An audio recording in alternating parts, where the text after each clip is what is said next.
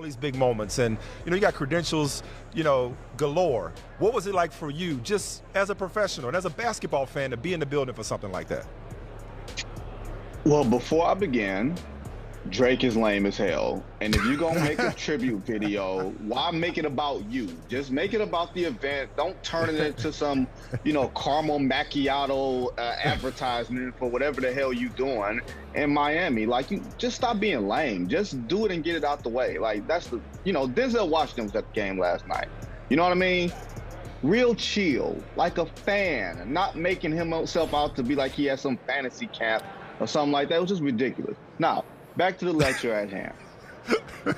It was pretty cool to be there. I don't know if it didn't feel like the NBA Finals. Let me get that right. It didn't feel like the NBA Finals, but It felt big. It felt like something historic. I don't know if it felt warm. It felt like an NBA event. Like, you saw Adam Silver there. You saw, Mark Tatum, the deputy commissioner, like Joe Dumars, like a lot of these people who work for the NBA were there. And then you saw Magic and Kareem and other people. It didn't feel like a Laker accomplishment. It felt like an NBA accomplishment. And maybe that comes with the nomadic nature of LeBron James in his career. I think it would have felt differently in Cleveland. It probably would have felt differently in Miami had he hung around a little bit longer. But in the NBA, just to bring it back, there's no real celebration about numbers. Like, I couldn't tell you how many assists or steals that John Stockton has, or rebounds or block shots that are the unbreakable records. So to see this record come down and to see the celebration behind it, you kind of have to take yourself out of the moment and say, oh, this is something really big, because this isn't football or baseball where you kind of know the numbers. Basketball is a little bit different, or at least the NBA is a little bit different. So it was just a different night all the way around. I did see Jay-Z last night, and I thought about it. Jay-Z has been relevant since 1996. Denzel Washington has been relevant since like the 80s. We talk about longevity. We talk about longevity. That's longevity. Yeah. Right. We talk about this like LeBron in his 20 years, and he's mentioned it, and other people have mentioned how his game has evolved over the 20 years, and he's added some things that he didn't have clearly his first even 4 or 5 years.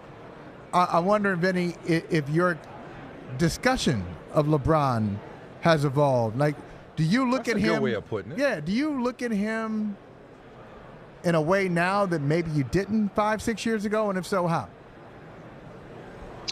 No, I don't think I look at him any differently. I think the longevity has said, man, he's been able to stay healthy, right? Because there were a couple of years, especially that first year back in Cleveland, 2014-15, where he had the back injury. He went down to Miami and spent a couple weeks there. He came back and was back, a lean, mean fight machine, right? So you weren't sure how long he was going to be able to stay in prime. That was damn near a decade ago. And this is still happening. You know what I mean? And don't get me wrong, he's found ways to, kind of manipulate the game, to work to his advantage with the spread floor, and everybody's scoring 150 points now. So he's going to get in on that. But for him to stay hungry, at least in the pursuit of whatever he's in the pursuit for, that is something that the stamina, I guess, because you see a lot of people get mentally tired from whatever they're in pursuit of, even more so than physically. You could see Michael Jordan towards the end of all 3 phases of his careers being physically and mentally taxed, more mentally taxed than physically taxed. And to see LeBron still have almost an insatiable appetite, even if it's an appetite to win the discussion more than it is to win on the floor. I love the way you responded to that Twitter question. What could LeBron do to be better than Jordan, become a better basketball player? I like to, when people say LeBron is better than Jordan, to me, I like to say, at what? Exactly. That's just my response, like, at what exactly? Listen, we started off talking about Drake, who you love. Okay. I feel like with the time we have. See, y'all just it's all kick-in. It's all kick-in. I'm saying. Wait, hold on. Y'all kick-in. I want to change the subject. Okay, but go ahead. You want to talk about underrated? You know who's underrated? Michael freaking Jordan's underrated. Okay. Because too many people think of Jordan as a scorer. Dude was one of the best defenders of all time. An exceptional passer. An exceptional passer. I don't give a damn if he ain't top 5 in assists. He was an exceptional passer. How many defensive teams did LeBron make? I don't know. I'm keeping like Benny said. I'm keeping. LeBron has made 6. LeBron has made 6. LeBron has made 6 all-defensive teams, none since 2014, his last year in Miami. Look, Jordan was a better defender, no question. MVP, defensive player of the year, definitely. So you know who's not going to make all defense anytime soon, but he is rather defensive. Is your favorite player, Vinnie Goodwill, and that's one, Kyrie Irving. Here he is from last night.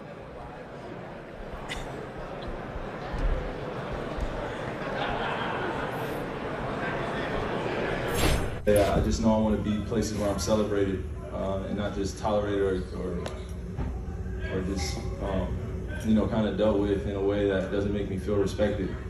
And there were times throughout this process when I was in Brooklyn where I felt very disrespected, and my talent, I work extremely hard at what I do. No one ever talks about my work ethic though. Everyone talks about what I'm doing off the floor. So I just want to change that narrative and write my own story and just continue to prepare in the gym. And now that I'm in Dallas, just focus on what I can control, like I said. And, I'm always going to be close with those guys in Brooklyn, just like I'm close with guys in Boston, just like I'm close with guys in Cleveland. It is a team competitive sport, but we care about each other's families way more off the court. So I know the relationships will extend off. I'm just focused on preparing to win. Okay, look, that's laughable. Man. Would you say in your feed, disrespect is another word for enabled? Enabled. What? Vinny, what? But given the source, I understand. Given the source, but B, Vinny, weren't they attaching or trying to attach his extension to winning the championship? That's not how it works in the NBA. But when you don't come to work as often as Kyrie doesn't come to work, that ends up being how it works. So it's like, I get why he would feel that way, but ultimately it's laughable for Kyrie Irving to think that somebody has disrespected him. He is an all-pro at being truant, right? If there's an NBA 75 team at being truant, it would be like Kyrie Irving and then Dennis Rodman on a Vegas bender, and that would be the list, right? Kyrie thinks that, and put it like this, let's back this up. I don't know if I'm the Brooklyn Nets, I would even put stipulations on the contract, right? I just tell them to walk. Either, hey, Kyrie, guess what we doing? We doing renewable one-year deals. Like, this is the old school NCAA. You gonna prove your worth every year. Yo, scholarship. He has shown he can't be trusted. And for him to say, I've been disrespected, like, wow. This is how, you know what this feels like? This feels like a 2.0 student interviewing to go to Harvard, right? And being upset that you're not getting a full scholarship. I am indignant that you guys are not going to let me have a free ride at this how you know about my story? How you know my personal story? Hey, listen, disrespect us anytime with that. But I tell you what, the Nets don't need to do nothing because they got Cam Thomas. Cam Thomas out here scoring like he's Vinnie Goodwill on Brother from Another. Vinny, we got to let you go. We got the Man of the Year nominee standing by, yes, brother. Yes, we do. We will talk to you later this week, man. Thank you so much. Make sure it ain't that other Man of the Year from way back when. Oh yeah, we got it. Why you pulled that one from like. Let it be. Let us go to break. Yeah, you pulling stuff from the 1990s. Oh my gosh. Okay. Oh my gosh. Shout out to. But we got you. We ain't gonna name him. All right, Vinny, we'll talk to you. But it was a great story, though. Solomon Thomas, ladies and gentlemen, when we come back. Hey, thank you for watching Brother from Another. If you haven't hit that subscribe button, go ahead and do that now. Don't forget, you can catch us 3 to 4 weekdays on PeacockTV.com and on Sirius XM Channel 85.